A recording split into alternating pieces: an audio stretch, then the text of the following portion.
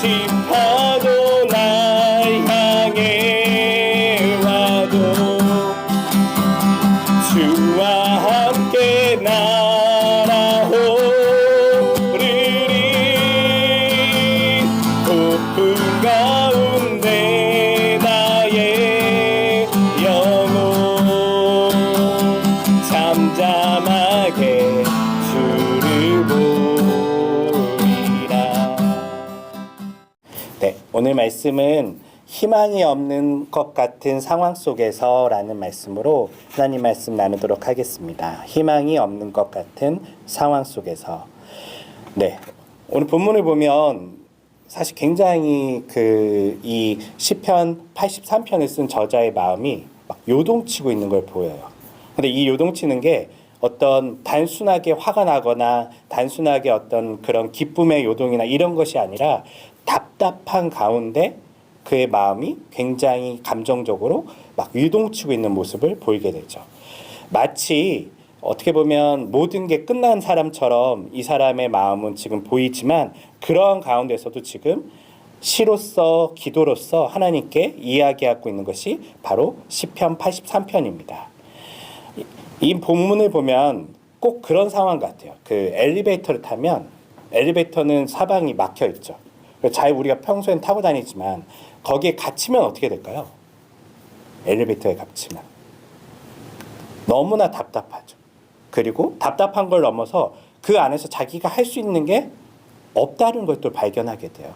사실 이 저자의 이 모습도 비슷해요. 상황 속에서 자기가 할 수 있는 건 거의 없어요. 왜냐하면 오늘 이 저자가 말하듯이 자신의 적들은 한 나라 정도가 아니라요, 여러 민족들이 연합해서 지금 공격해 오고 있는 상황이에요.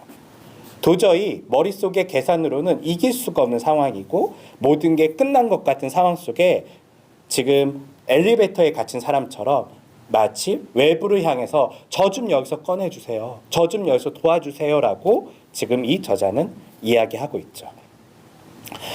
근데 여기서 꺼내는 것, 그럼 누군가 와서 구출해 주는 것을 우리는 뭐라고 할까요? 성경은 이런 모습을 구원이라고 얘기를 해요. 보통 구원이라고 하면 우리는 죽어서 천국 가고 뭐 이런 이야기를 많이 하고 그런 생각을 많이 하지만 실제 구원이란 단어는 히브리어 원어에서는 야사라는 단어예요. 야샤라는 단어예요. 이것은 구출하고 또한 거기서 꺼내다, 건지다 이런 말을 가지고 있어요. 이렇게 사방이 막힌 것 같은 이 사람을 거기서 꺼내는 것, 엘리베이터에 갇힌 사람을 거기서 구출해 주는 것, 이게 뭐라고요? 구원이에요. 그래서 구원은 성경에서 우리는 자꾸 죽어서 천국 가는 것만 생각하지만 하나님은 어떤 분이시냐면 구원하시는 분이시죠.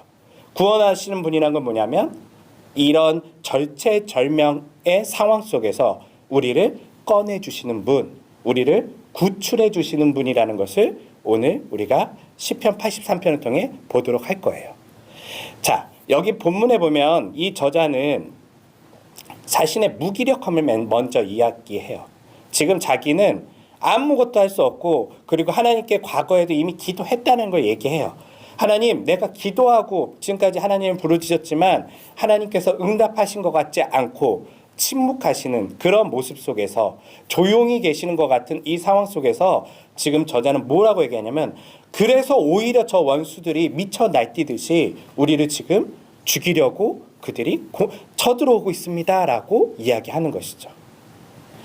이것은 우리의 삶에서도 비슷해요. 우리가 기도할 때 하나님께서 즉각적으로 응답하시면 좋지만 때로는 응답하시지 않는 조용한 상황 가운데 답답함 속에서 더 기도를 해야 되는 그런 상황이 우리에게 닥칠 수 있어요. 그때 우리가 다시 한번 기억해야 될 것은 뭐냐면 하나님은 어떤 분이시다? 구원하시는 분이시다. 히브리어로 야샤, 구원하시는 하나님. 하나님은 이렇게 우리를 가장 절체절명의 상황 속에서 구원하시는 분이에요. 그런데 저는 이런 생각이 들어요. 미리 좀 구원해 주시면 좋은데, 적들이 이렇게 쳐들어오기 전에 구원해 주시면 좋은데 왜 하나님은 항상 우리가 출애굽기에 보면 이스라엘 민족들이 홍해 앞까지 갔을 때 지금 홍해 앞에는 어떻게 돼 있죠? 바다가 그들을 막고 있고 뒤에는 이집트 군대가 이스라엘 백성들을 치러 오고 있었단 말이에요. 그러면 하나님께서 미리 이집트 군대를 쳐도 되잖아요. 네. 이집트 군대를 박살내도 되는데 하나님께서 그렇게 하지 않으세요. 언제까지 그 하나님께서 기다리시냐면 이집트 군대가 진짜 코앞까지 올 때까지 기다리세요. 왜 그러실까요, 하나님? 저는 여기서 늘 답답함을 좀 느껴요. 어려움을 조금 미리 더 급하기 전에 상황을 정리해 주시면 좋은데 왜 우리 하나님은 성경에 보면 항상 가장 절체절명의 그런 상황 속에서 하나님은 구원을 베푸실까요? 왜? 사실 다양한 우리가 여기는 사실 답이 있는 것보다는 여러 의미가 있을 수 있어요. 하나님 왜 그러실까? 또 저는 그런 생각도 들어요. 하나님께서 그렇게 하심을 통하여 우리가 정말 하나님을 믿는지 정말 마지막까지 하나님을 의지하고 있는지 하나님이 우리를 보고 계시는지도 모르겠어요. 조금만 지나면 우리 아빠 입금해 주지 않으셨네? 다른 아빠한테 입금해 주세요라고 보낼 수도 있잖아요. 다른 사람을 의지할 수도 있잖아요. 할아버지한테 보낼 수도 있고. 그런데 끝까지 아빠를 의지하는지 하나님을 의지하는지를 보려고 그렇게 하실 수도 있을 것 같아요. 사실 이거는 좀 다양한 우리가 의미가 있겠지만 오늘 저자는 사실 그런 상황 가운데 마지막에 지금 하나님께 구원을 요청하고 있어요. 근데 적들을 보니까요, 이 적들이 이미 이스라엘 민족들 그 곳에 같이 살고 있는 사람들이에요. 근데 여러분 한번 생각해 볼게요. 이 민족들이 원래 있어야 되는 민족이에요? 없어야 되는 민족이에요? 사실 없어야 되는 민족이에요. 대부분은요, 하나님께서 가나안 땅을 정복하라고 했을 때 그때 정복되어야 될 민족들이었어요. 그런데 이 민족들 이스라엘 백성들이 다 정복하지 않아요. 살려줘요. 왜 그랬을까요? 왜냐하면 그들의 어떤 문화, 그들의 어떤 재산, 그들의 어떤 그런 것들이 그들한테도 좋았었어요. 그래서 다 없애기보다는 그냥 같이 우리가 쟤네들을 품고 살거나 아니면 쟤네들한테 뭔가 얻으면서 살고 싶은 마음도 있었던 것 같아요. 그래서 하나님께 사실은 불순종하고 이 이방 민족들을 살려주죠. 그런데 성경의 사사기에 보면 이 살려두었던 이방 민족들이 어떻게 해요? 끊임없이 이스라엘을 괴롭혀요. 하나님 말씀대로 그들을 심판하지 않았을 때에 오히려 그 심판하지 않은 것 때문에 자신의 잘못 때문일 수도 있죠. 그것 때문에 더 고통을 받고 있는 상황이기도 해요. 이 말씀을 다시 좀 쉽게 설명한다면 엄밀히 얘기하면 이스라엘 백성들의 잘못 때문에 일어난 일이기도 해요. 네. 그들이 사고 친 거예요. 그리고 지금 누구한테 도와달라고 하는 거예요? 하나님께 도와달라고 하는 거예요. 하나님의 말씀대로 그들이 순종했다면 이런 일이 일어나지 않았겠지만 그렇지 않음에도 지금 이 이스라엘 민족의 이 시편의 저자는요. 하나님 도와주세요라고 어쩌면 부끄럽게 지금 구원을 요청하는 거일 수도 있어요. 그런데 왜 사실 자신의 잘못이면 다시 하나님께 하나님이 시키는 대로 안 해서 일어난 일이잖아요. 그런데 왜 도와달라고 하나님께 이 저자는 기도하고 있을까요? 일단 큰일 났으니까. 그렇죠. 급박하니까. 도와줄 사람은 하나님밖에 없으니까. 또 왜 하나님께 자기 잘못이 있잖아요. 사실 이 민족들 쳐들어오는 거 갑자기 자기가 착하게 살고 선하게 살고 하나님 말씀 순종했다고 쳐들어오는 게 아니라요. 사실 자기가 만들어 놓은 어떻게 보면 죄의 열매예요. 자기가 하나님의 말씀을 듣지 않아서 일어난 일들이에요. 그런데 그럼에도 불구하고 사실 자기가 잘못했으면 혼나야 돼요? 안 혼나야 돼요?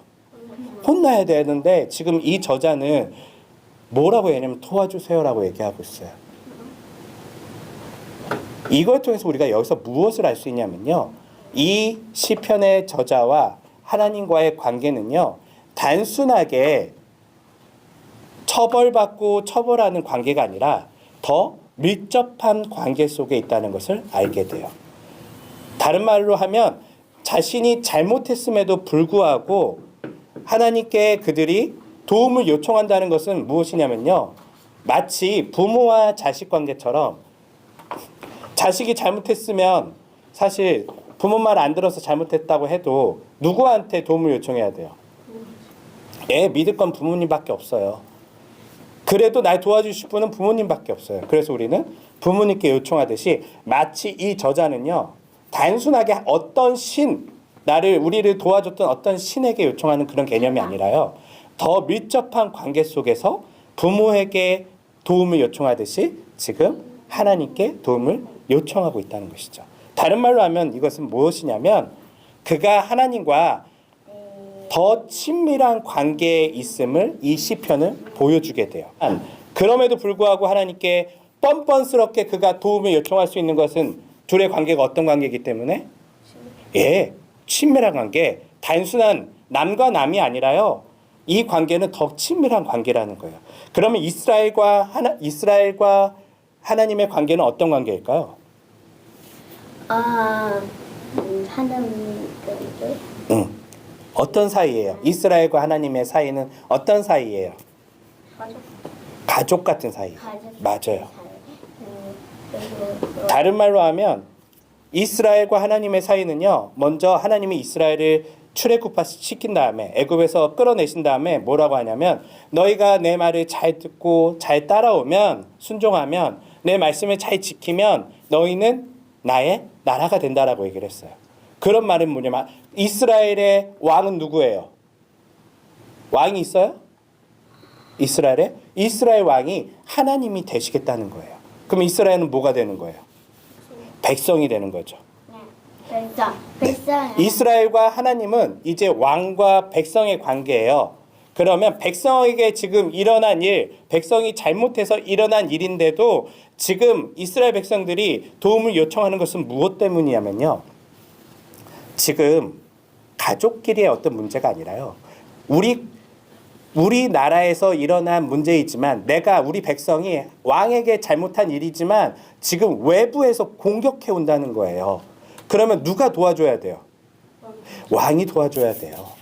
하나님, 우리 주님의 백성이잖아요. 우리 물론 하나님의 말씀을 잘 듣지 않았고 불순종했지만 그래도 저 주님의 백성이잖아요. 하나님이 저를 치시는 건 저는 괜찮지만 다른 저 이방 민족들이 우리를 치는 것은 안 되잖아요. 라고 그 생각을 가지고 하나님께 도움을 요청하는 거예요. 거기서 우리는 우리는 더 들어가잖아요. 우리는 어떤 사람들이에요? 지금의 우리는. 하나님과의 관계는. 왕과 백성일 뿐만 아니라 우리는 아버지와 자녀들의 관계예요. 하나님 우리 아버지가 되시죠. 그럼 우리 안에 살면서 문제가 있어요. 문제를 저질렀어요. 그럼 우린 누구한테 도움을 요청해야 돼요? 하나님께 도움을 요청해야 돼요. 설령 우리가 뭐 했다 하더라도 하나님의 말씀을 지키지 못했다 할지라도 어쩌면 나로 인해서 일어난 문제가 생겼다 할지라도 우리는 하나님의 자녀이기 때문에 하나님을 붙들고 하나님께 기도해야 된다는 거예요. 그것이 사실은 자녀와 하나님과의 관계를 잘 보여주는 모습이라는 것이죠. 어떤 사람은요 이런 얘기를 해요. 예수 믿으세요? 교회 다니세요? 라고 하면 전 죄가 많아서 못 다녀요. 저는 아직 그렇게 착하게 살 자신이 없어서 하나님께 못 나와요. 이런 얘기를 해요. 그런데 앞서 얘기한 것처럼 이 말 자체가 뭘 얘기하냐면요. 난 아직 하나님의 자녀가 아니에요 라는 말과 같아요. 하나님의 자녀라면 우리 자녀들이 선이와 루나가 잘못한 일이 있어요.